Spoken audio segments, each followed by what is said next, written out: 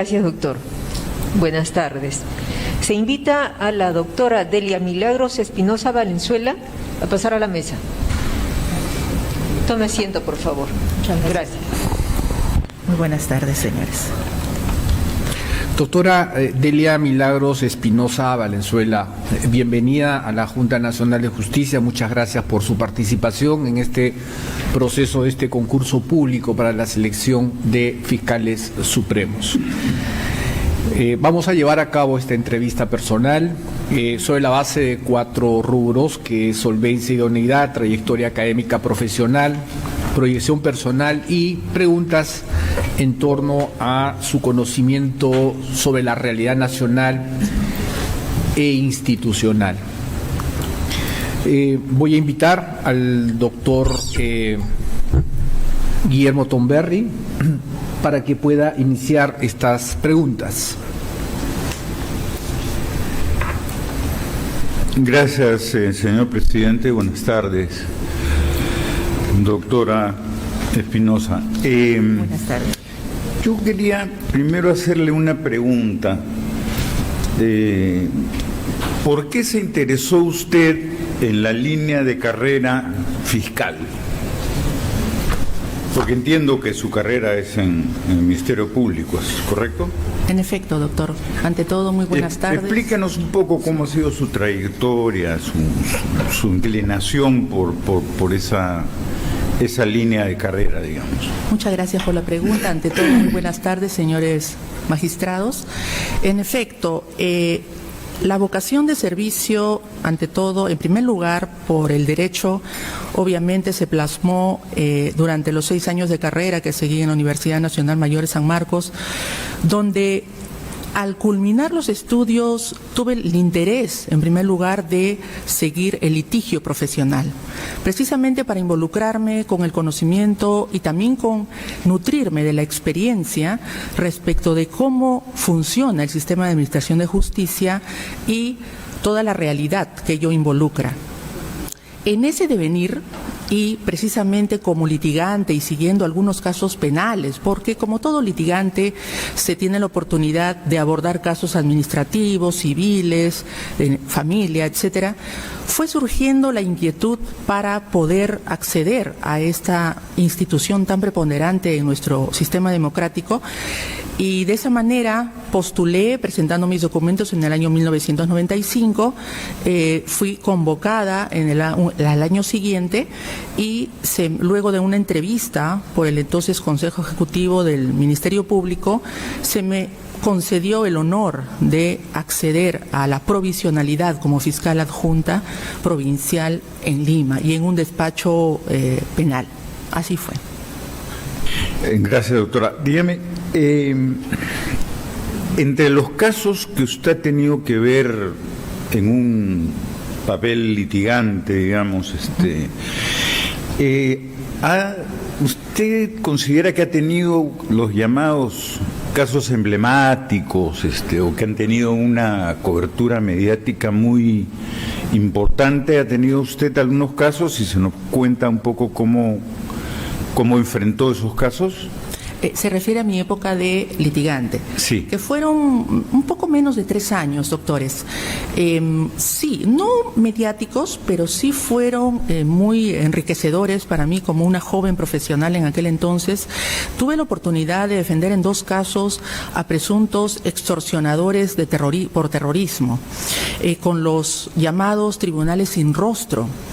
Eso fue una experiencia realmente muy aleccionadora y que me demostró también la necesidad más adelante de propugnar o de pensar en que tenían que cambiar esos estándares de justicia donde realmente no se estaban cumpliendo con el debido proceso en principio. Si bien es cierto, había un tema de seguridad muy atendible, razonable, sin embargo estaba colisionando ciertamente con los estándares internacionales que están aprobados y a los que el Perú siempre ha estado suscrito. Eso recuerdo mucho hasta ahora y lo comparto a veces con mis colegas más jóvenes, en el sentido de que es importante atravesar en los primeros años de la profesión del derecho, procurar litigar un poco, como les digo yo coloquialmente, porque nos enseña mucho desde la otra vereda cómo debemos, si me permite extenderme, cómo debemos también atender o ser atendidos los abogados. Todo ello fue nutriendo de alguna manera también esa inquietud de que la justicia sea igual y sea de acceso apropiado para cualquier persona. ¿Cómo considera usted, doctora, la convencionalidad que tenemos que respetar, ¿no?, dentro de los acuerdos, marcos internacionales, en su trabajo cotidiano, no solo como litigante, sino en las otras posiciones que ha ocupado? ¿Cómo considera usted esos instrumentos internacionales en el sentido de administrar bien la justicia y con objetividad y con respeto al debido proceso? Muchas gracias por la pregunta. En efecto, todo operador jurídico debe tener, en principio, más allá de la propia Constitución del Estado, también siempre concordar nuestro derecho interno con el derecho convencional. Desde la Declaración Universal de los Derechos Humanos, pasando por una serie de convenciones, y ahora que está también muy en boga el tema de la interculturalidad, con el convenio 169 de la OIT, nosotros los fiscales no estamos exentos también de recurrir a esos controles del derecho que no son solo de exclusividad de la judicatura o del ente jurisdiccional. Nosotros también debemos siempre tener mucho cuidado de respetar esos estándares convencionales, internacionales, porque obviamente somos responsables de aplicarlos para que no hayan problemas posteriormente, y como se ha visto en el devenir histórico, de algunas o varias denuncias a nivel internacional, por ejemplo, por vulneración de derechos humanos ante la Corte Interamericana. Entonces, hay que ser muy prolijos en ese sentido, doctor. Bien, ¿cuál es su opinión? La Junta pues tiene un mandato constitucional sobre la ratificación, ¿no? Puede ser que en algún momento ha habido algunas interpretaciones sobre este tema, y hay una sentencia de la Corte Interamericana, pero que no colisiona, en la opinión nuestra por lo menos, para nada con este proceso de ratificación. ¿Qué comentarios nos podría hacer al respecto? Gracias nuevamente por la pregunta. Bien, los fiscales, jueces, un magistrado, cualquier funcionario que administra justicia, considero, doctores, que nunca debe temer a ningún nivel o fórmula de control de su trabajo. Yo considero de que las ratificaciones, en la medida que sean procedimientos ajustados al debido proceso, como la motivación de las razones por qué se ratifica o no se ratifica, con la debida probanza de la misma, no debe inquietar a ningún juez o fiscal. Al contrario, es una garantía que tenemos nosotros para la continuidad en el cargo, y sobre todo algo importantísimo, que la ciudadanía está mirando cómo se controla nuestro trabajo, cómo se evalúa, y porque ese es uno de los valores democráticos en un Estado constitucional de derecho. De lo contrario, pues sería como antaño, la manera cómo se nombraba jueces fiscales, por el poder político incluso. Hoy en día yo creo que un buen profesional, operador jurídico, debe estar muy tranquilo, ¿no? Y sí ha habido tal vez algunos malos entendidos o malas interpretaciones o preocupaciones. Ha sido, creo yo, en ese ámbito, de que tal vez se esclarezca cuál es la necesidad de establecer los procedimientos y los estándares mucho más afinados para que quienes somos evaluados tengamos esa tranquilidad de que hay sobre todo una justificación. Bien, doctora. Dígame, en el aspecto académico, Si yo le preguntara simplemente qué es lo que usted destacaría o que considera más relevante, más importante dentro de su formación académica, por un lado, y por otro, no sé si ha tenido participación como ponente, como asistente en foros internacionales. Si nos pudiera comentar un poco sobre ese tema, gracias. La importancia de la capacitación académica es total. Y para quienes administramos justicia no debemos dejar ello. Más allá de la autoilustración a la que todos estamos obligados de siempre tomar los libros o las últimas novedades en jurisprudencia del Tribunal Constitucional, acuerdos plenarios, también sí tenemos que procurar acudir por ejemplo, a la Academia de la Magistratura, a los cursos que están más actualizados con relación a los cambios legislativos que se pueden ir dando. Y al menos creo modestamente haber ido cumpliendo con esas exigencias. No he sido invitada a eventos internacionales, bueno, no he tenido la oportunidad, solamente sí, pero hace muchos años, cuando representé al Ministerio Público por encargo de, que en paz descanse, la doctora Adelaida Bolívar, que me envió para un tema de extradiciones a México y también por el mismo tema a Colombia. Eso fue en el año 2005, 2007. Posteriormente no he tenido mayores oportunidades, pero en el ámbito nacional sí, con algunos ponentes extranjeros que han venido a dictar a la Academia de la Magistratura y bueno, he estado siempre atenta a procurar actualizarme con los temas. Sí, doctor. Bien, doctora. Ahora, pasando a otro plano, en algún momento, en algún portal de esos de internet, de alguna manera se le acusaba, por decirlo de alguna forma, a usted de intromisión en el caso Orellana. Además de haber mantenido una cierta pugna con la fiscal Marita Barreto, que era la que estaba a cargo de ese caso, y un cuestionamiento sobre una polémica decisión en el caso Sánchez Paredes. ¿Usted podría aclararnos, ilustrarnos un poco sobre... Por supuesto, doctor, muchas gracias por la pregunta, y esto por un tema de transparencia hacia la población. Es la primera oportunidad que tengo para públicamente a nivel nacional y tal vez internacional poder explicar muy concretamente. Primero, yo soy una ferviente defensora del respeto a las jerarquías. En ese contexto, hubieron dos casos. Uno, la supuesta intromisión en el caso Orellana. Jamás hubo esa intromisión, al contrario, con la doctora Orellana tampoco jamás, la doctora Barreto, jamás hubo ningún tipo de desencuentro, queja o denuncia, incluso ya sea de ella hacia mi persona o viceversa. Yo entiendo que a veces las informaciones a nivel de plataformas de redes sociales o de la propia prensa recurren a determinadas fuentes de información, pero me temo que ha habido allí una mala recurrencia a alguna fuente no fidedigna o no contrastada que generó una historia que no tiene sustento fáctico. Entonces, por ese lado, nunca hubo nada, porque lo propio y lo que siempre ocurre, doctores, cuando hay una situación así, es que inmediatamente haya una queja funcional ante control interno.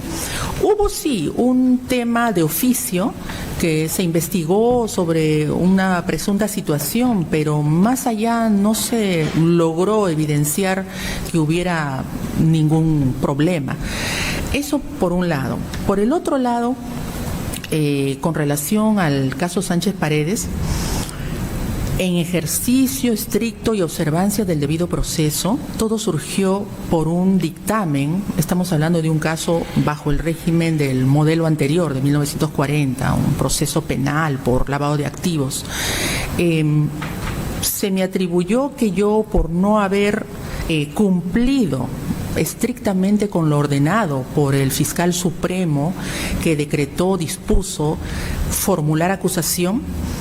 Como bien sabemos, doctores, por el artículo 5 de la Ley Orgánica del Ministerio Público, nosotros tenemos independencia y autonomía, no para aplicar caprichosamente las normas, sino todo lo contrario. En esa autonomía e independencia funcional advertí que de la cantidad, no tengo el número exacto, pero del total de extremos formalizados por parte del fiscal provincial, solamente un grupo de ellos se había abierto instrucción. Como todos sabemos, al momento de formular una acusación, tenemos que revisar desde el folio 1 hasta lo último que se ha actuado. Advertí esa situación realmente preocupante y como se trataba de un mega caso, por esa razón, con un dictamen bastante concreto, se dispuso que volviera en ampliación de instrucción para que se subsane esa omisión que desde años anteriores se había permitido, había avanzado el proceso, ¿correcto? Entonces, ante ese vacío, ante esa falta de pronunciamiento en extremos de un todo que era el expediente, por esa razón yo no podía proceder y eso no significó de ninguna manera una desobediencia. Tanto así que previo a ello consulté personalmente, me dirigí al mismo doctor Pablo Sánchez, no solo como autoridad, sino también como maestro, porque ha sido mi profesor en San Marcos, y me dijo que yo hiciera lo que era de acuerdo a ley. Entonces procedí de esa manera y nuevamente, señores, con la prensa, que yo lamento, yo respeto mucho a la prensa, pero a veces tal vez las fuentes a las que recurren no son las más fidedignas o no se contrasta oportunamente qué es lo que realmente sucedió. Como era lógico, también se me investigó de oficio por esa situación, pero finalmente no se llegó a ninguna consecuencia de alguna inconducta o una falta o infracción de mi parte. Todo quedó allí archivado y bueno, eso es lo que podría decir de manera muy concreta. Dígame, y en el caso del caso en el cual lo denunció este Instituto Prensa y Sociedad, haciendo alusión a usted, con relación al caso de Baruch Iger Bronstein, en el que la Corte Internacional de Derechos Humanos emitió sentencia restituyendo todos sus derechos y, sin embargo, lo que dicen ellos, ya usted lo aclarará, se dice que usted habría promovido una acción legal renovada contra este empresario. ¿Qué comentaría al respecto? Bueno, este caso data de cuando recién a los pocos meses había asumido de provincial, en el año 2002, 2003, por ahí esas fechas. A ver, yo recuerdo muy bien que este señor Ibcher, para defender sus acciones, de las cuales obviamente nadie duda que fue indebidamente, y eso se quedó demostrado a nivel de la Corte Interamericana de Derechos Humanos, para defender en su momento que no se le despoje de las acciones, permitió que uno de sus familiares, no recuerdo bien si fue su hija o alguno de sus directivos del canal, ¿no?, de su medio de comunicación, se hiciera una especie de transferencia. Lo concreto, doctor, es que se advirtió meridianamente que se había cometido falsedad genérica. Falsedad genérica está allí en los archivos, está... Ciertamente se me excluyó del caso en su momento, pero nuevamente y de acuerdo a los controles que se hicieron, no recuerdo si llegué a estar en control interno, denunciada o investigada, pero no hubo consecuencias o no se me atribuyó ningún tipo de infracción o inconducta funcional. Yo recuerdo sí que no es que renové contra él el despojo de sus acciones, todo lo contrario, sino se advirtió que había habido tal vez una maniobra hasta cierto punto desesperada de este señor y bueno, tal vez no fue bien asesorado para proceder a lo que se identificó como un presunto delito de falsedad genérica. En su hoja de vida se encuentra registrada una investigación preliminar, la número 147-2021, referida a presuntas irregularidades en el ejercicio de sus funciones. ¿En qué estado se encuentra esta investigación preliminar? Sí, es de la ciudadana Galdós Cajat. Está todavía, precisamente el día viernes se ha llevado a cabo una pericia. Muy brevemente, la señora, más allá de cuestionar una mala atención o algún prevaricato o una inconducta, solamente se refiere con relación a quien habla de que al haber suscrito o firmado un dictamen que no le daba la razón a su pretensión jurídica, que yo no lo habría preparado el dictamen. Ciertamente lo he preparado con apoyo de una asistente en función fiscal. Sin embargo, la atribución precisa que ella hace es de que, como estábamos en plena pandemia, número uno, yo no respeté las normas internas para pedir permiso de llevar al domicilio el expediente. Y número dos, que ese dictamen que yo suscribí lo habría mandado a hacer con tercera persona, ni siquiera con la asistente. Se han llevado a cabo todas las diligencias, declaraciones del personal, y ella cuestiona incluso de que ese dictamen no ha sido trabajado por la asistente, sino que ha venido de fuera, ¿no?, de alguien extra fiscalía. Se ha llevado a cabo la pericia, está en investigación y tengo la plena confianza de que eso no va a tener mayor resultado. Yo comprendo que la litigante, la usuaria, está, procurando, ¿no?, que se le dé la razón de alguna manera, y su caso en el principal todavía también está siendo instruido. Sí. Dígame una última pregunta, doctora, antes de cederle la palabra al presidente y a los demás colegas. En su declaración jurada de 2021 figura un bien inmueble y ahorros en depósitos por aproximadamente de 240.000 soles, por un total de 471.967.81 soles.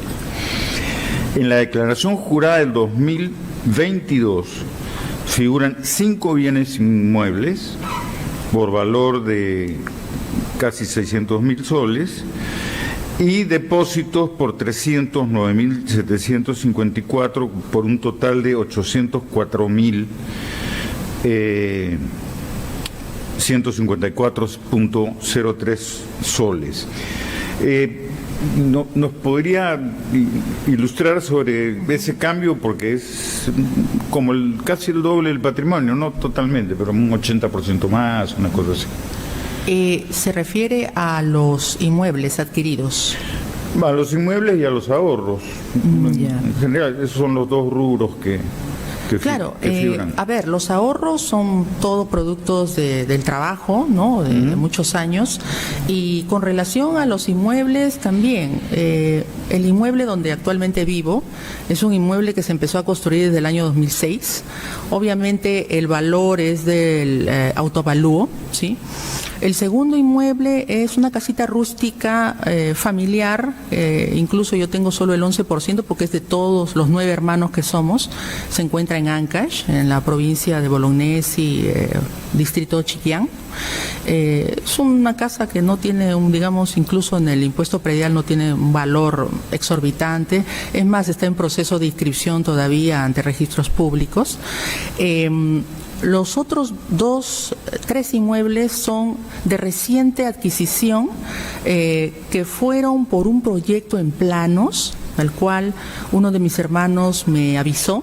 Yo estaba muy interesada, como le decía un poco coloquialmente, me gustaría ir adquiriendo algo pequeño para poder tener algunas rentas, porque de aquí a 14 o 15 años me voy a jubilar y quisiera ir teniendo algo para... Todos sabemos que al momento de jubilarnos las pensiones no son realmente elevadas, en honor a la verdad. Entonces, algo no muy caro para poder ir pagándolo. Y esos inmuebles, si se ve el historial, se han ido pagando durante 2 años. montos de 4.000, 5.000 soles, haciendo bastantes ajustes presupuestales, personales. Y el último inmueble es un estacionamiento, que es en el mismo edificio donde están ubicadas esas dos oficinas que no pasan de los 23 metros cuadrados. Sí. Gracias, doctora. Gracias, señor presidente. Gracias, doctor Tomberry. Doctora Tumelán, no sé si tiene alguna pregunta. Sí, señor presidente. Doctora, saludándola nuevamente. Muy buenas tardes, doctora. Buenas tardes. ¿Tuviera usted la amabilidad, ¿no?, de hacer una proyección en el Plan Estratégico Institucional 2021-2025? Entre uno de los objetivos estratégicos, seguro que usted lo conoce muy bien, es el incremento de resoluciones oportunas en los casos de fiscales, ¿no? Pero hay estos casos mismos que podemos considerarlos como emblemáticos al haberse afectado a bienes jurídicos, a la vida e integridad, y cuyas víctimas o familiares señalan públicamente dilaciones, demora y que no encuentran justicia. ¿Qué línea de acción prioritaria propondría usted? Sí, doctora, muchas gracias. A ver, dentro del Plan Estratégico Institucional, este es uno de los pilares que tienen que ser atacados de la manera más estratégica posible. Muy bien. Sabemos que el Ministerio Público no cuenta y es muy difícil contar con el ideal de presupuesto. Sin embargo, hay que echar mano de la creatividad. Uno de los aspectos y que dio buen resultado lo señalo a manera de ejemplo. Cuando conformé y hasta ahora la Comisión de Implementación del Código Procesal Penal en Lima Centro, la entonces fiscal presidenta de la Junta de Fiscales Superiores de Lima promovió junto con un grupo de fiscales en esta comisión la fijación de metas. La fijación de metas con un incentivo muy interesante, felicitar mes a mes a quienes iban cumpliendo las metas de productividad. Obviamente un primer ensayo es en cantidad. Todavía pienso que tenemos que afinar e ir buscando maneras también de controlar la calidad de las resoluciones o de los pronunciamientos fiscales. Eso por un lado. Creo que el tema de las metas con incentivos, no solo de reconocimientos, sino también tengo varias ideas que me gustaría en su momento, si se me otorga la confianza, es llevar adelante los incentivos académicos, los incentivos en pasantías, porque los trabajadores del Ministerio Público, fiscales y asistentes de función fiscal, que son nuestro brazo jurídico, no solo esperan un buen sueldo. Y eso es verdad. Yo en mi experiencia de tantos años me he percatado.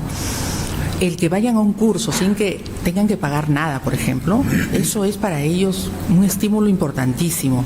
Y creo que ese sería un punto álgido, un punto importantísimo de promover y estimular, incentivar que el cumplimiento de metas se lleve adelante.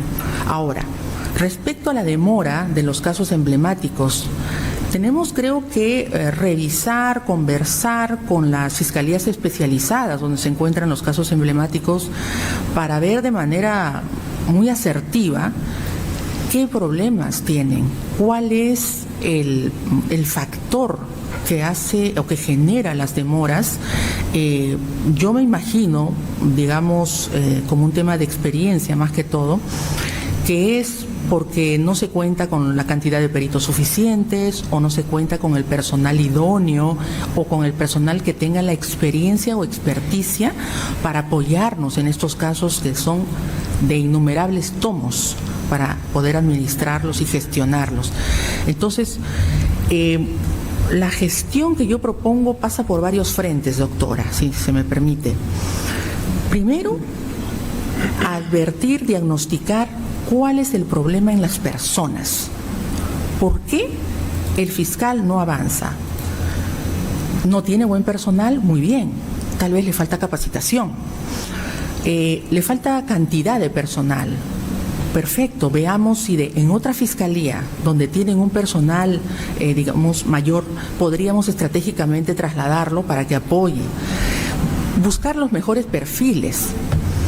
El documento, el instrumento de gestión que se tiene en la Oficina de Potencial Humano tiene que ser revisado también para poder ir identificando, e incluso, otra idea, generar un registro de meritocracia que no solamente tenga a los que cuentan con mayor tiempo en la institución, eso es algo que no siempre da una garantía, sino también qué capacitaciones tiene, por qué despachos ha transitado esta persona, qué felicitaciones o reconocimientos ha tenido esta persona. Entonces, vamos identificando los mejores cuadros y eso nos puede permitir, como un insumo, ir ubicándolos en los lugares donde se les necesita.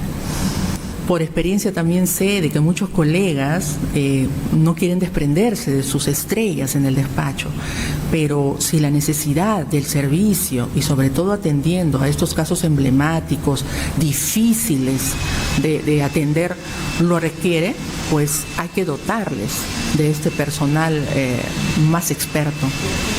Serían algunas ideas, doctora. Muchas gracias. Y en esa misma línea, ¿qué aspectos se debe fortalecer para la eficacia y eficiencia de la función de prevención en el Ministerio Público? Ese es uno de los temas que es un clamor en la sociedad, partiendo de allí, porque finalmente el servicio es hacia la población.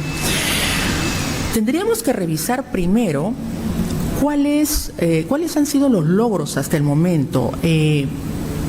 Aparentemente lo que es la especialidad de prevención solo se está dirigiendo de manera, lo diría, inicial, se está dirigiendo a los delitos de menor trascendencia, sin quitarles la importancia. Pero yo le daría más potencia también a las especializadas, porque el tema de prevención, doctores, no solamente es para el tema de drogas, que es importante, por supuesto, o el tema de los productos de piratería o por la seguridad pública. Tenemos que hacer más transversal el tema de prevención, sin excepción de todas las especialidades. Porque, por ejemplo, las fiscalías de corrupción de funcionarios hacen un trabajo maravilloso, lavado, incluso criminalidad organizada y las demás. Pero les falta ese bracito importante de prevención y con trabajo articulado, por ejemplo, con la Contraloría General de la República. No podemos esperar a recibir los casos cuando ya se ha producido la afectación a los bienes jurídicos. Si nosotros fortalecemos la prevención de manera estratégica, de manera decidida y con buenas decisiones, yo considero de que sí podríamos adelantarnos a la misma delincuencia, y especialmente a la delincuencia organizada. Gracias. Y una última. ¿Qué expectativas tiene para mejorar la actuación del Ministerio Público frente a la incidencia de los conflictos sociales, sean los medioambientales, los locales? Sí, doctora. La labor del Ministerio Público no es aislada, no podemos caminar solos. Por el tema ambiental, lo voy a tomar como un ejemplo. A nivel nacional y en las zonas, por ejemplo, donde se está dando una deforestación tremenda, palpable para la opinión pública, el trabajo no puede ser solo de la Fiscalía, se tiene que articular de manera mucho más decidida, pero no solo de eficiencia, sino de buscar eficacia con los gobiernos regionales, con los gobiernos locales, con la Policía Nacional. No podemos caminar solos. Yo considero de que la labor, empezando por las fiscalías especializadas, sin dejar de lado también a las autoridades fiscales de ese sector, por ejemplo, los presidentes de juntas de fiscales superiores. Se tiene que articular. Uno de los aspectos, si me permiten, doctores, que todavía tenemos que desarrollar y potenciar en el Ministerio Público es la comunicabilidad. no podemos seguir siendo a veces un poco, si se me permite la expresión, compartimientos estancos. Cumplo con mi función y luego informo. Cumplo, informo. No, tenemos que articularnos más. Las juntas de fiscales superiores son gestores en cada zona geográfica, en cada uno de los 34 distritos fiscales. Por lo tanto, tiene que haber mucha comunicación sobre la incidencia de los fenómenos, la incidencia de esa situación clandestina, porque la deforestación o los problemas sociales de toda índole, como el tráfico de drogas, la trata de personas, son clandestinos. Forjar de mejor manera con la policía el trabajo de inteligencia, las figuras de los agentes encubiertos. Eso se da, pienso yo, de manera muy interesante con criminalidad organizada, que ellos son el baluarte en ese aspecto, pero todavía hay otras especialidades que podrían potenciar mucho mejor para identificar dónde están esos lugares donde debe intervenir la justicia. Y vuelvo al tema de la prevención. El tema de la prevención es muy importante para identificar los focos, los lugares más fuertes en cuanto a la criminalidad. Muchas gracias, doctora, por sus respuestas. Gracias, señor presidente. Gracias, doctora Tumela. Doctor Vázquez, por favor, si tuviera algunas preguntas. Sí, gracias, presidente, reiterando nuestra bienvenida a la doctora Espinosa. Gracias. Voy a volver sobre algunos temas que han sido ya formulados, pero me parece importante pues alcanzar algunas precisiones al respecto. En primer lugar, sobre el tema patrimonial que mencionó el doctor Tomberry. Las cifras han sido señaladas y efectivamente hay un incremento notorio de patrimonio entre 2020 y 2021. Yo quisiera rogarle puntualmente cómo se explica ese incremento. ¿De dónde han provenido los fondos que permitieron el incremento tanto de patrimonio inmobiliario como de ahorros? Sí, bueno, en principio 2020-2021, como ha habido una restricción bastante notoria en cuanto a la presencialidad para ir a la fiscalía, justo conversaba eso con mi familia, ¿no? Los 3 meses que estuvimos todos, absolutamente todos, digamos, distanciados y sin posibilidad de acudir al centro de trabajo, les soy sincera, doctores, fue una oportunidad de ahorro bastante considerable. También el hecho de no tener mayores, digamos, gastos, como los gastos operativos, ¿no?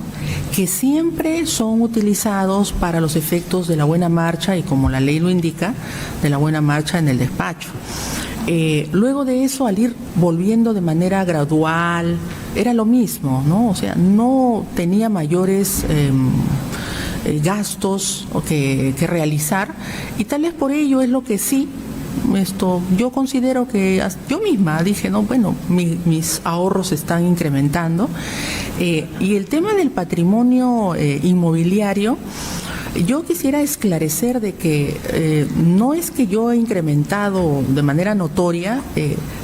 Claro, parece que fueran muchos, o sea, inmuebles muy, por lo que son 5. Yo ya tenía de muchos años atrás mi casita, ahora mi casa, mis departamentos, y también la casa de Ancash. Lo último que se ha terminado, es más, lo he terminado de cancelar recién, hace unos 3 meses, son las 2 oficinas de 22, 23 metros cuadrados en planos, que todavía no se termina el proyecto, con unos montos muy accesibles para pagarlos mensualmente. Y entonces es un patrimonio que ha transitado de mi cuenta de ahorros a convertirse en un patrimonio inmobiliario. Por eso tal vez es lo que se considera que se ha incrementado de manera significativa. Pero me someto en todo caso, si se tiene a bien, doctores, con todo respeto, a cualquier pericia para que se pueda esclarecer tal vez con mayor precisión y de manera financiera. Yo estoy dispuesta. ¿Hubo algún crédito para la adquisición de esos inmuebles, los que aparecen en 2021? No, sinceramente no, porque A la fecha tengo solamente incluso una tarjeta de crédito. Soy bastante reservada y muy respetuosa, temerosa, por decirlo de alguna manera, también sobre el tema de los créditos, porque sabemos que los intereses son bastante elevados. Se me dio la oportunidad por esta inmobiliaria Albamar, se llama, de poder ir pagando mes a mes. Claro, se dio una cuota inicial, recuerdo 20.000 o 12.000, ¿no? Hubo entonces, y de ahí, perdón, pago directo. Hubo, a ver si estoy entendiendo bien, un crédito directo, digamos, de la inmobiliaria que le vendió. A plazos, pago a plazos. Ajá. En planos. Ajá, sí, pago correcto. A plazos por 2 años, exactamente 2 años. Sí, incluso ha habido una demora también. Ellos debieron entregar a fines de 2021 los departamentos, pero creo que lo van a hacer ahora en junio, o ya nos avisarán. Sí. Bien. Hace unos 10 años, pues se produjeron 2 casos o 2 procesos que son pues considerados o que fueron considerados en su momento emblemáticos. Uno relativo al asesinato de la agente de inteligencia, la señora Mariela Barreto, y otro el caso Petroaudios. ¿Usted tuvo alguna participación en ellos y pues en algún momento se aludió a retrasos en esos procesos? Quería consultarle si es que a raíz de aquello se abrió alguna investigación, se estableció alguna responsabilidad. ¿Tuvo usted algún vínculo con aquello? Muchas gracias por la pregunta.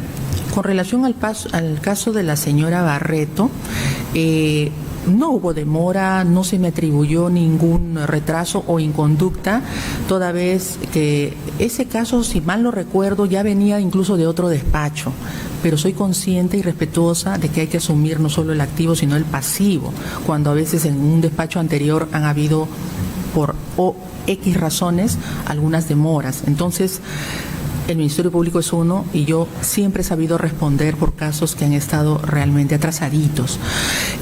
No se me denunció o procesó por ese tema. Por el otro tema de esto, me dijo, disculpe. El caso Petroaudios. Petroaudios. Con eso fue más notorio. Nuevamente con los señores de la prensa, quienes yo respeto mucho, ese caso llegó a mis manos para hacer unas precisiones respecto de la acusación. Entonces, obviamente, al ser un expediente bastante voluminoso y sumado a otros tantos casos que estaba viendo en el mismo despacho de anticorrupción, hice lo más rápido que pude, lo mejor que pude. Luego ya no tuve oportunidad porque se me cambió de despacho, yo no llevé el caso, pero sí cumplí con lo que se me encomendó. Ciertamente había preocupación de la prensa, de la opinión pública, y yo lo comprendo, lo comprendo y lo tolero, porque es natural. Sí venía con bastantes retrasos previos, ¿no? No voy a calificar la labor de mis antecesores, pero en lo que correspondió a mi persona, tuve que hacerlo en el momento, en el tiempo pertinente que me tocó afrontar en esa oportunidad, y no me generó ningún tipo de responsabilidad disciplinaria o funcional. El doctor Tomberry le ha preguntado hace un momento sobre su participación en el caso Sánchez Paredes, y usted ha dado respuesta a la inquietud de mi colega, el doctor Tomberry, pero yo quería preguntarle si es que alcanzó usted a impulsar ese proceso, en qué términos, en qué fase del proceso intervino o tuvo alguna participación activa en el mismo. Yo solamente llegué a emitir el dictamen que ya expliqué, las razones que me motivaron e impulsaron jurídicamente a esa decisión, y luego de ello, a los pocos días, fui trasladada, removida del cargo de coordinadora o del puesto de coordinadora. Se me volvió a la Fiscalía Superior por parte del fiscal de la Nación. Lo acaté sin ningún problema. Como ya antes también, yo he tenido la experiencia de haber sido coordinadora en anticorrupción, y cuando se me removió del cargo para volver a un despacho, no tuve ningún problema de ello, pero no tuve oportunidad, doctor, de impulsar ese caso por salir del despacho. Se ha aludido también a esta tensión que se habría producido en su momento con una fiscal provincial. En relación al caso Orellana, que ha sido también ya referido. Yo quiero preguntarle puntualmente sobre pues un pedido que usted formuló en su oportunidad para que los informes de la Unidad de Inteligencia Financiera fueran dirigidos directamente a la coordinación a su cargo. Y le pregunto esto porque evidentemente a todos nos preocupa y nos inquieta lo relativo a la independencia y a la objetividad, pero sobre todo en este caso a la independencia con la que deben actuar los fiscales. ¿En qué medida una coordinación como la que usted tenía a su cargo le permitía hacer un pedido de esta índole que de alguna forma podía rozar con ese espacio de independencia que es propio de los fiscales provinciales que, digamos, que formaban parte del equipo que usted lideraba? Sí, doctor. Mire, ¿por qué se decidió? Esto fue previa conversación y coordinación con la misma Unidad de Inteligencia Financiera. Yo no tendría por qué haber generado una orden hacia ellos, simplemente se consultó si era posible por dos aspectos. Número uno, ya se estaban avisorando algunas filtraciones por parte, no sabemos de quién, y por esa razón también incluso dispuse como coordinadora de que se coloquen algunas cámaras de seguridad, por cuanto el propio personal de seguridad me había informado que entraban y salían de ese sector, del piso donde se ubicaban las fiscalías de lavado de activos, entraban y salían periodistas y personas que a veces ni siquiera querían identificarse.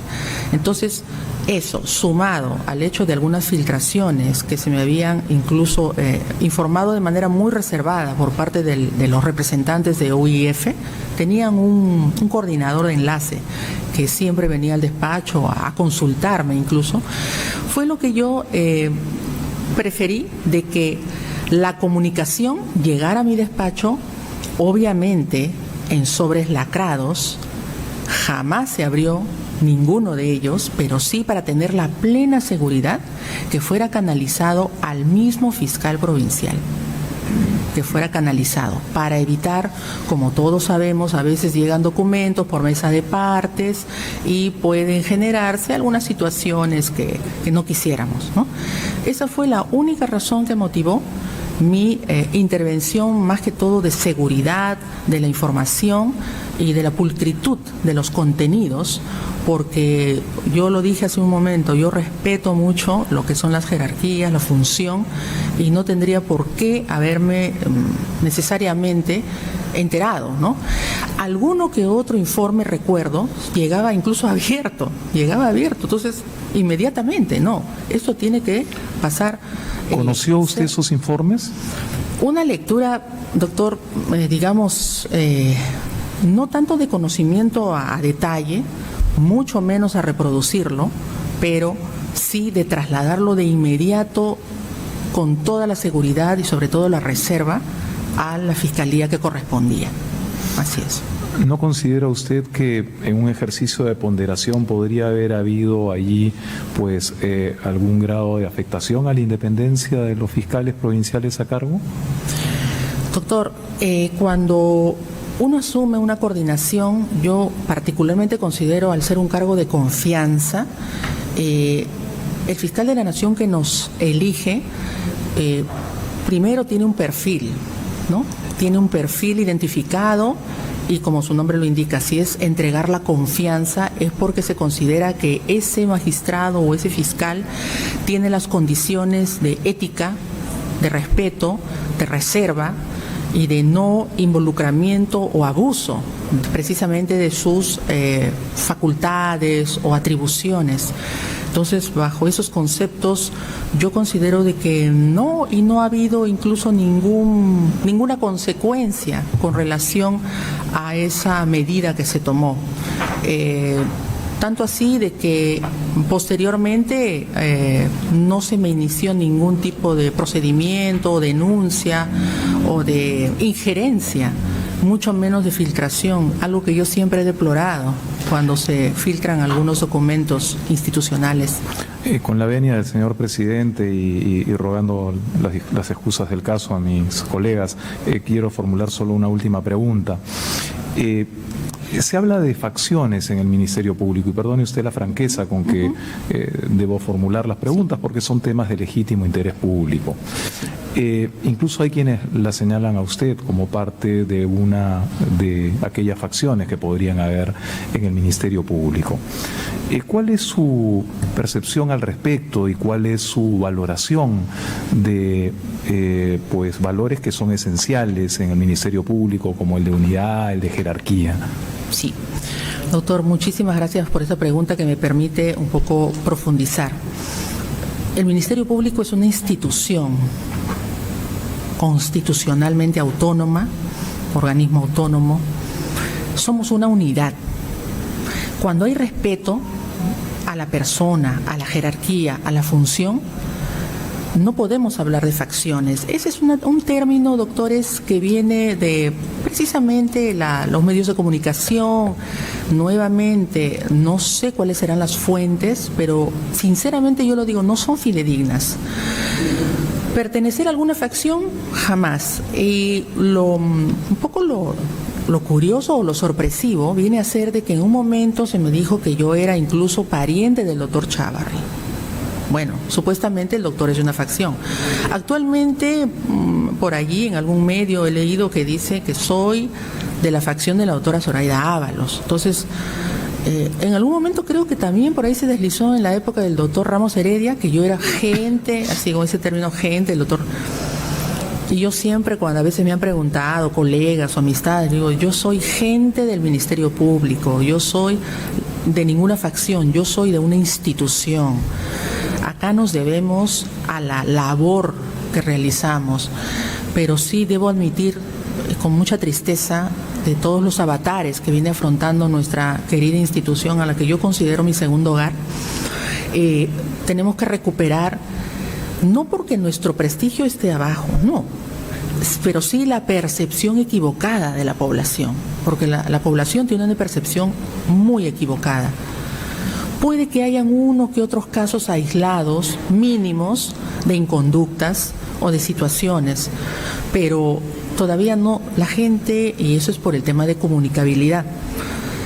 La población, y por un tema de transparencia, ese es uno de mis proyectos o propuestas, tenemos que saber comunicar. Así como tenemos que saber hablar, también tenemos que saber escuchar. La población, ¿qué está pensando o diciendo de nosotros? Hay que revertirlo, pero no con acciones mediáticas o de lo que estamos haciendo, que está bien. Lo que más tenemos que exhibir, señores, son resultados, que es lo que espera la población. Bien, muchas gracias, doctora Espinosa. Gracias. Muchas gracias, presidente. Muy bien, doctor Vázquez. No sé si la doctora Tello, la doctora Zavala tienen alguna pregunta, por favor. No, señor presidente, no tengo. Doctora Tello. Sí, yo sí quisiera formular alguna pregunta. En ese orden que de la pregunta que le formuló el señor Vázquez respecto a la existencia de facciones, de grupos que están actuando en atención a intereses personales y no institucionales, yo le preguntaría, de ser usted electa fiscal suprema, ¿podría hacer usted propuesta para fiscal de la Nación? ¿Usted cómo aceptaría ese reto? ¿Cómo asumiría si fuera usted electa por sus pares fiscal de la Nación? Sí, muchas gracias por la pregunta, doctora. Lo primero, generar un clima de armonía. Armonía, concordia, un llamado. Si es que hay discrepancias, buscar la mejor, la razón más válida para que esa sea la que prevalezca. Evitar, si es que hay discrepancias muy fuertes, yo no soy quien y no quisiera hacerlo, no tengo por qué calificar tal vez la actuación de fiscales supremos que se han desenvuelto en los años anteriores, porque para eso, y eso tenemos que saber comunicar a la población, en el Ministerio Público ni un supremo, ni un superior, ni un provincial, ningún fiscal tiene que fungir de justiciero. Me explico mejor. El respeto a las jerarquías también implica respeto a los procedimientos democráticos constitucionales que harán su trabajo en su momento. Si hay inconductas de un fiscal supremo, las autoridades pertinentes, sea del Congreso, las comisiones y con los procedimientos establecidos en la propia Constitución, harán su trabajo. Pero una de las cosas que no podemos permitir, y para eso tiene que haber más que todo liderazgo y buena comunicación con los demás niveles institucionales, es que se respeten las jerarquías, se respete a la persona y confiemos siempre en los procedimientos que se harán valer si es que hay inconductas o infracciones dentro de la función que se ostenta. Entonces, pero sí mantener ese liderazgo, que el liderazgo no es solamente disponer o ordenar, es dar el ejemplo. Y el ejemplo es un clima de concordia, de comprensión, de tolerancia entre todos, como seres humanos que somos. Doctora, usted tocó hace un momento el tema de la prevención. Y nosotros vemos, si bien es cierto que hay el gran delito, el delito mediático, el delito político, pero hay el delito de bagatela, el delito que afecta a la población a diario, ¿no? Vemos que los raqueteros le roban las mochilas a los niños, y una cosa gravísima, el sicariato. Entonces, ante la inacción muchas veces de los fiscales o de la comisaría, que es el primer lugar donde llega la denuncia, la ciudadanía se siente desprotegida y se vive un ambiente de impunidad porque no se sanciona, o si se detiene el individuo vuelve a salir. Desde esta proyección que tiene usted, esta idea que tiene usted, de qué haría concretamente, qué acciones haría concretamente, en primer lugar, para prevenir y en segundo lugar para sancionar y evitar impunidad. Sí. En primer lugar, para prevenir. Debo partir, doctora, por el hecho de que como parte de todo un sistema de justicia y también como parte de un Estado, debemos mencionar que existe la CONAPOC, la Comisión Nacional de Política Criminal, que estuve leyendo en días pasados, no sesiona desde el año 2019. Esta es una comisión, un espacio intersectorial en el que están involucradas otras entidades como el Ministerio del Interior, con quien nosotros debemos fortalecer muchísimo el trabajo. Y ahí viene no solo el trabajo para la intervención penal, sino la de prevención.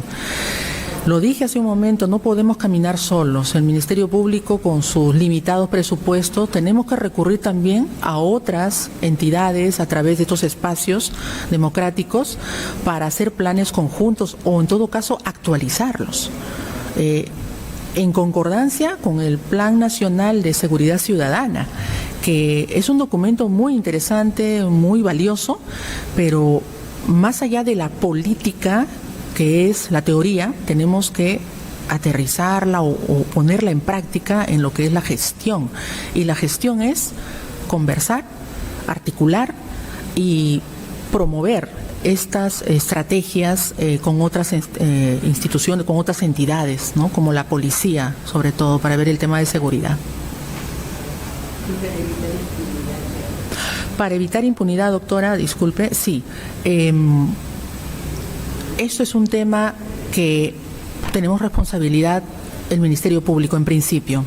Si planteamos una buena teoría del caso, si hacemos una buena investigación, no hay duda que el Poder Judicial va a sentenciar o va a sancionar. Entonces, hay una gran responsabilidad y esto va por el camino también, como lo dije hace un momento, de fortalecer los despachos, porque he identificado entre muchos factores el tema de que hay que revisar la calificación jurídica desde la noticia criminal.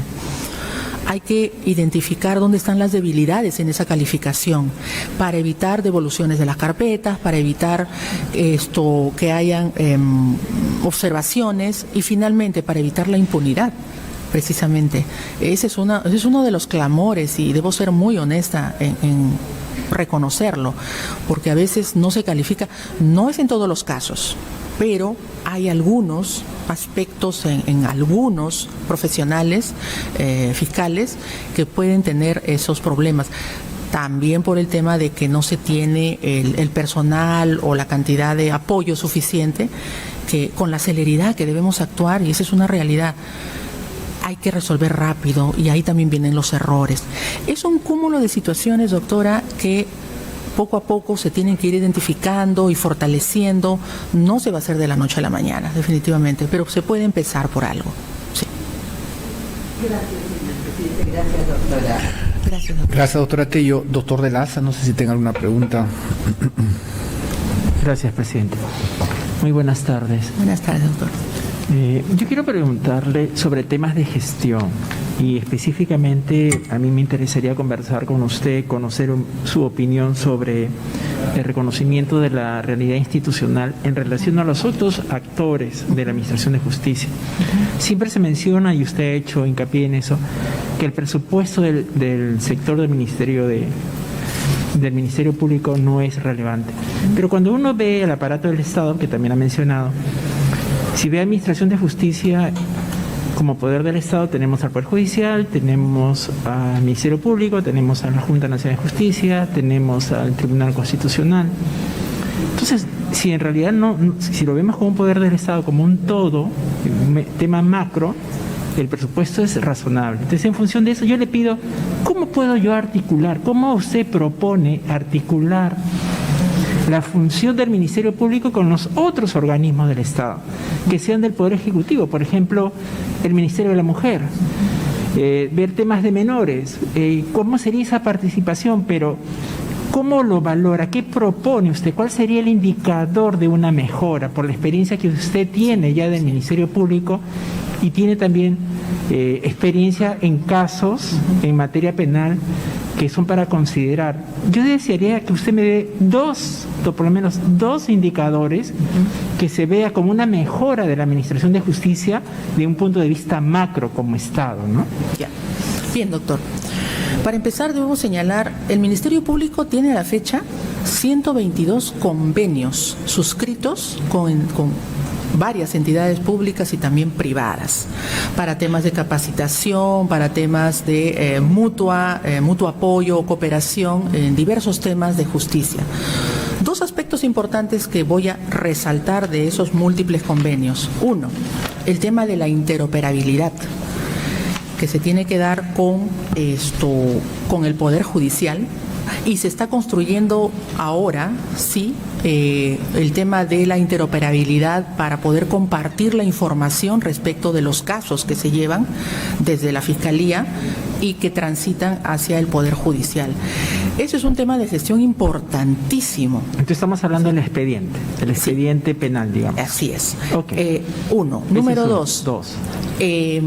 Un convenio muy interesante y que estoy bastante involucrada como encargada del OCAJIMP, que es la Oficina de Coordinación y Asistencia en Justicia Intercultural del Ministerio Público, es la relación muy estrecha que tenemos con el Ministerio de Cultura para los efectos de la reciente elaboración y próxima aprobación del registro de servidores bilingües a nivel nacional. Esto, doctores, va a ser algo realmente maravilloso. ¿Por qué? Porque precisamente por ser una política transversal del Estado, la interculturalidad, nosotros como Ministerio Público tenemos que asegurar ese acceso a la justicia a través de intérpretes en las zonas, de las poblaciones originarias, nativas, donde no se maneja el idioma castellano. Qué importante es que para que haya un acceso real, eficiente y efectivo hacia la justicia, que tengamos los intérpretes en los lugares más alejados donde se requieren ellos. Y ahí este convenio realmente nos permite, incluso con capacitaciones que se están iniciando, ya hace poco se ha dado en Puno, por ejemplo, para que se les pueda dotar de mayor conocimiento a los que van a ser servidores bilingües. Entonces, esos serían dos que rescato por ahora. Tengo otra pregunta. Tenemos la Academia de la Magistratura y usted habla que los señores fiscales, el personal administrativo debería de tener cursos de capacitación. Tenemos la Academia de la Magistratura, Sí. donde existen 2 fiscales supremos que forman parte del Consejo. Sí. Y por el otro lado tenemos una propia escuela del Ministerio Público para capacitar al personal, digamos, administrativo, de gestión diaria del Ministerio. ¿Usted considera que eso es viable, sostenible? ¿Es necesario tener 2 instituciones que se encarguen de ver el tema de capacitación? Porque vemos que entonces el tema no es capacitación. Tenemos la capacitación para fiscales y tenemos capacitación para el personal administrativo. Y usted sigue planteando el tema de la capacitación. Entonces, la capacitación no es un problema, porque el personal se capacita o no se capacita. Quisiera que usted especifique bien qué entendemos o qué entiende usted por capacitación. Sí. La capacitación primero tiene que ser focalizada. La capacitación no solo es en conocimientos, que son las habilidades duras. La capacitación también tiene que venir por las habilidades blandas. Que Entonces tienen es que un ver tema de con... cursos. ¿Perdón? Es un tema de cursos. Claro, pero, o sea, capacitarse en términos generales, ¿no?, en un sentido amplio, es eso, fortalecer las competencias o destrezas, habilidades que tiene un profesional en una determinada institución. Muy bien. Ahora, no son incompatibles las labores o las funciones que tiene asignada la Academia de la Magistratura, cuyo reconocimiento de esas capacitaciones son de rango oficial. El tema de la Fiscalía o del Ministerio Público, esas capacitaciones o fortalecimientos de esos conocimientos o habilidades, sean duras o blandas, del personal fiscal y administrativo, viene a ser más bien eso, un fortalecimiento, un espacio que puede incluso cubrir algunas brechas que, seamos sinceros, todavía no termina de cubrir la Academia de la Magistratura porque no se abastece. Aparte de ello, que hay costos que siempre se tienen que afrontar, o en su gran mayoría, mientras en el Ministerio Público es gratuito, es para todos los miembros del Ministerio Público, donde no solo fiscales, especialmente asistentes de función fiscal que tienen la aspiración más adelante de convertirse en fiscales, pueden ir accediendo y mejorando esas competencias, como digo, tanto duras como blandas, sobre todo las blandas que ahora están muy, muy en boga y tenemos que Mi procurar. última pregunta, si hablamos de capacitaciones, también tengo que hablar de evaluación. La Junta Nacional de Justicia ha aprobado hace un par de semanas el reglamento de evaluación parcial, la resolución 515. Yo desearía saber ¿la ha tenido la oportunidad de revisarla? Sí, doctor. ¿Sí? Correcto. Hay un tema que es muy importante, que son los indicadores. Fuera del indicador de carga procesal, tipo de materia controvertida, ¿qué otro indicador estima usted que se debería tomar en referencia para una evaluación parcial a un fiscal de cualquier nivel? Definitivamente considero, como seres humanos que somos falibles y cada uno tiene una historia y es un mundo diferente y aparte de otro, tener una prueba, generarse los parámetros psicológicos. Okay. Sí. Muchas gracias. Gracias, presidente. Gracias, doctor de Laza. Doctora Espinosa, me voy a permitir hacer algunas preguntas muy puntuales.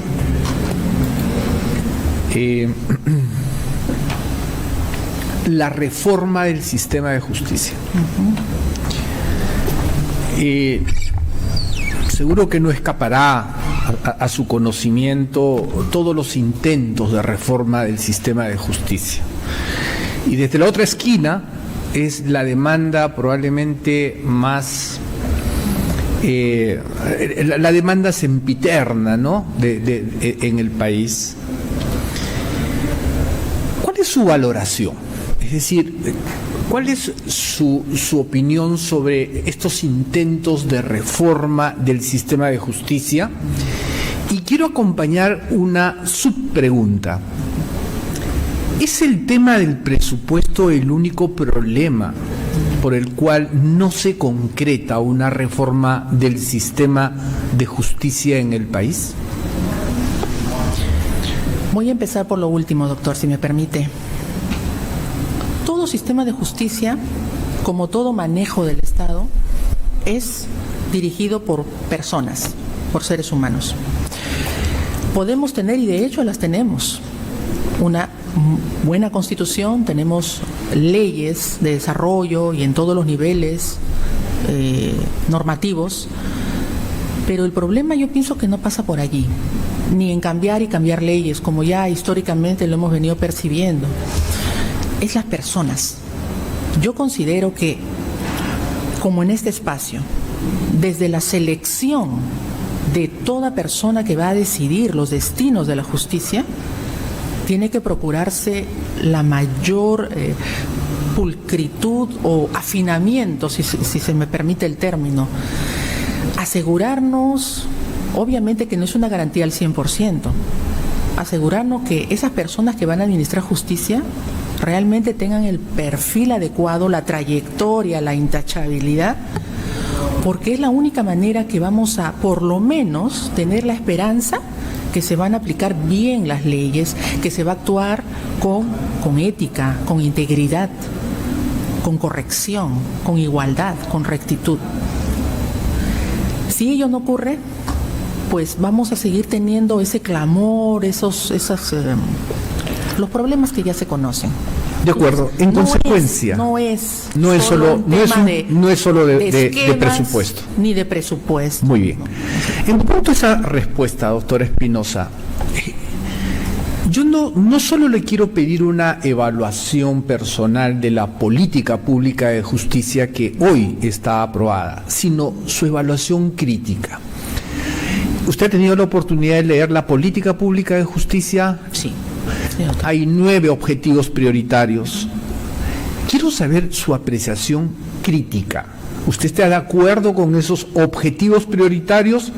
¿Cree que debió incorporarse otros objetivos prioritarios o cree que hay una redundancia en esos objetivos prioritarios? Yo incorporaría un tema que es la transparencia y el hecho de recoger todo lo que es la opinión de la ciudadanía. A veces cuando nosotros hacemos los planes, ¿no? los documentos, con todas las comisiones o consejos de alto nivel, ¿no? como la CAM, por ejemplo, pero creo, con todo respeto, que estamos olvidando algo importantísimo: escuchar y recoger qué piensa el de a pie. Con todo respeto, no lo que dice la prensa, con todo el respeto que se merece, pero nosotros, es más, a nivel tanto de Ministerio Público como Poder Judicial, Ministerio de Justicia, todos los entes, la defensa pública, que es el que tiene un contacto directísimo con muchos usuarios, ir recogiendo y trasladando cuál es la opinión, esa opinión sencilla, esa opinión que puede parecer sin importancia, que no lo es. ¿Qué están opinando realmente de nosotros? ¿Qué piden? ¿Qué desean? O sea, un enfoque republicano, consulta al ciudadano. Siempre, constante. Muy bien. Ahora, doctora Espinosa, si mañana cambiara de escritorio y de asiento y estaría en el contexto de un directorio de la Junta de Fiscales Supremos en la primera sesión, ¿cuáles son los 3 temas que usted plantearía en una sesión de una Junta de Fiscales Supremos? Tres medidas. Ya. Primero, hacer un diagnóstico de la situación real de cada distrito fiscal, de una situación real. Advertir ello, porque no se tiene, según tengo entendido hasta la fecha, los pedidos o los informes son desarticulados, son de pronto tal vez desoídos. Eso es uno, hacer un diagnóstico respecto de la función fiscal. Número 2, también un diagnóstico de nuestro brazo administrativo, desde la gerencia general, cómo están operando, cómo están trabajando todas las gerencias. Y número 3, algo importantísimo que es una propuesta personal. He advertido que solamente de las 10 unidades ejecutoras que están actualmente vigentes en el Ministerio Público, de esas 10, solo 7 son de distritos fiscales. Unidades ejecutoras, como todos sabemos, son las que tienen pues la responsabilidad directa de administrar el presupuesto que se le asigna. ¿Por qué no convertir en unidades ejecutoras a los distritos fiscales que están preparados para ello o que tienen las condiciones? ¿Para qué? Y con esto termino. Para evitar, señores, que adquisiciones o servicios internos, como por ejemplo dotar de repuestos o de suministros a algo muy simple, a las multifuncionales que tienen todos los despachos en un determinado distrito fiscal, Loreto, por ejemplo, tiene que consolidarse, centralizarse todo a nivel de abastecimientos en Lima. Doctores, eso demora meses. Eso es algo que recala totalmente en la falta de un servicio oportuno, porque lo que no llegue a tiempo hacia los lugares más distantes por no ser unidades ejecutoras, parece mentira, pero son cosas tan simples. Escritorios, sillas. Cuando he tenido oportunidad de viajar algunas veces por vacaciones o por alguna pasantía que he hecho, doctora, he tenido que comprar mi silla, mis muebles, traer o contratar a alguien para que me ayude a foliar, a sacar fotocopias, porque no hay personal. Entonces, correcto. No, está bien. Yo le entiendo la idea y creo que se le ha entendido las 3 importantes medidas. Solo tengo 2 preguntas finales que le voy a agradecer mucho una respuesta rauda. Sí. Pospandemia ha aumentado los índices de pobreza y quizás hasta 9 puntos.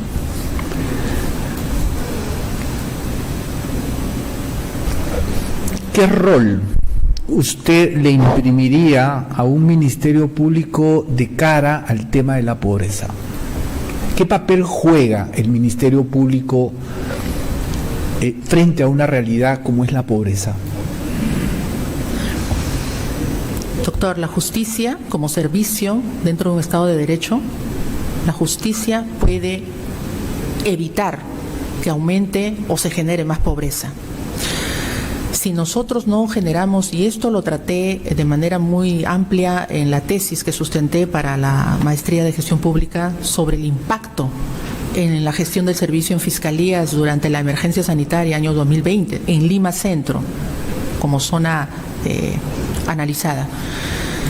Si no garantizamos accesibilidad a tiempo, que los fiscales realmente se involucren y atiendan, no desplazando al adjunto para que atienda, sino el mismo fiscal, el que va a resolver y el que va a firmar.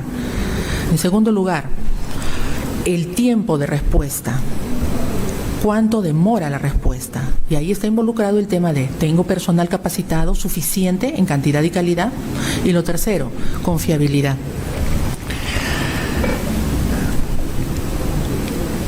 Quisiera ver la mirada internacional de la doctora Espinosa. ¿Cuáles son? Y se lo pregunto en punto a que usted puede ocupar un cargo de fiscal suprema y eventualmente puede ser una fiscal suprema. Yo sostengo que lo que el fiscal de la nación tiene que ser un gran líder, tiene que tener una mirada global, no regional. ¿Cuáles son las tendencias, las 3 tendencias más preocupantes de este fenómeno criminal, en la cual usted como fiscal de la nación le tendría que desarrollar una política institucional? ¿Cuáles son esas 3 tendencias criminales que preocupan a la sociedad global? Sí. Voy a empezar por una que ya está siendo abordada, pero hay que fortalecerla, el tema de la criminalidad transnacional. Y para esto tenemos que fortalecer nuestra presencia y, ¿por qué no?, ser impulsores con las entidades o con las comisiones que hay a nivel internacional como la IAMP. La IAMP, que es la que aglutina, ¿no?, a nivel iberoamericano los ministerios públicos. Más allá de ello, también la Contralaf, que tiene que ver, y ese es el segundo punto, la lucha contra el lavado de activos y el financiamiento del terrorismo. Ese es un tema realmente preocupante, ¿no? Primera tendencia. Segunda tendencia. Sí. La segunda tendencia va por el lado de la criminalidad transnacional, por el tema de la trata de personas, doctor. La trata ¿Y la de tercera personas es tendencia? universal. Y la tercera, el tema de la violencia contra la mujer, ¿no? El tema de violencia de género. Esto no es solamente exclusividad en Perú, esto es a nivel regional y mundial. Yo he estado leyendo incluso hasta en los países del primer mundo. Hay asimetrías, hay desigualdad. Entonces, ese es un tema que nos involucra sinceramente, y en pleno siglo XXI, que todavía hayan pues rasgos de desigualdad, de discriminación respecto de las mujeres. Doctora Espinosa, ¿hay algo más que este pleno o el país deba saber de usted? ¿O quiere que sepa de usted? Por supuesto, doctores, y muchas gracias por el espacio, por esta oportunidad. Delia Espinosa, siempre y a través de los 25 años que tengo de fiscal en todas las instancias, desde fiscal adjunta, pasando por provincial, superior y bueno, suprema provisional a la fecha, siempre me he conducido con sentido de responsabilidad, de respeto al Estado de Derecho, al debido proceso y a un sentido humanitario. Siempre ver a la persona, y los valores que siempre he procurado en mi vida es de actuar con integridad, no solo decir lo que siento, sino practicarlo en los hechos, con lealtad personal y en todos los ámbitos de mi vida, y por supuesto a mi institución, y con responsabilidad de cumplir cabalmente con lo que se me encomienda. Sí, doctor. Institución importante para usted, para los peruanos. Sí, doctor. ¿Para quién? ¿Para usted, para los peruanos? Para todos. Doctora Espinosa, le estamos muy agradecidos por esta entrevista, en esta convocatoria. Esta entrevista ha concluido y usted puede retirarse cuando lo crea por conveniente. Muchísimas gracias. Muchísimas gracias, doctores. Muy buenas tardes, con su permiso.